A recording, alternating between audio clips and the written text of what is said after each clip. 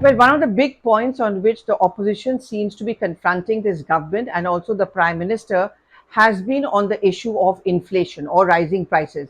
If you remember Rahul Gandhi in his multiple press conferences or whether he has been addressing public meetings, he's kept on talking about the fact that this government has scant regard for the lives of the common man. The Prime Minister has addressed this question in his interview to moneycontrol.com, where he spoke about inflation. He said, that at least in case of India, the inflation figures have really come down by up to 2%, and it's a work in progress. Various steps have been taken by the government to try and control inflation, but this is something which has also emerged in a post-COVID world, also because of strife in the world, for example, the Russia-Ukraine crisis and so on and so forth. One of the examples he gave of the step taken by the government is the slash in the LPG prices, which we know took place recently under the Ujjwala scheme.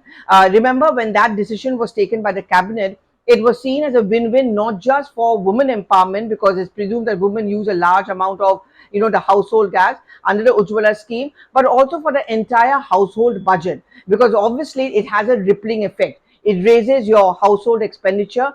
And something which the Prime Minister has touched upon is that this is one such decision in recent times which has been taken by the government to ensure that prices are put under control.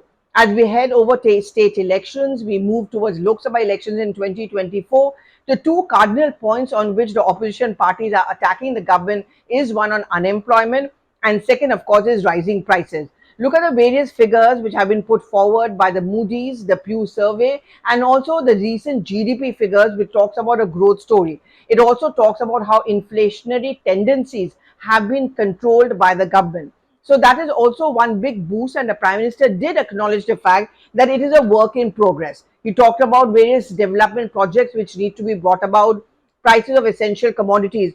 For example, the price of a decent price hike of tomatoes. There was a lot of uproar over it, and the government stepped in and ensured that NAFED and other agricultural agencies was providing it at a substantial rate to the common man so that there's no burden on them. These are seasonal changes, which is what the finance ministry and the RBI points out. But clearly, inflation, rising prices is uppermost in the mind of the government. And the Prime Minister did talk about this in detail. He spoke about the fact that there are many uncertainties in the world and recession has hit some of the many developed countries.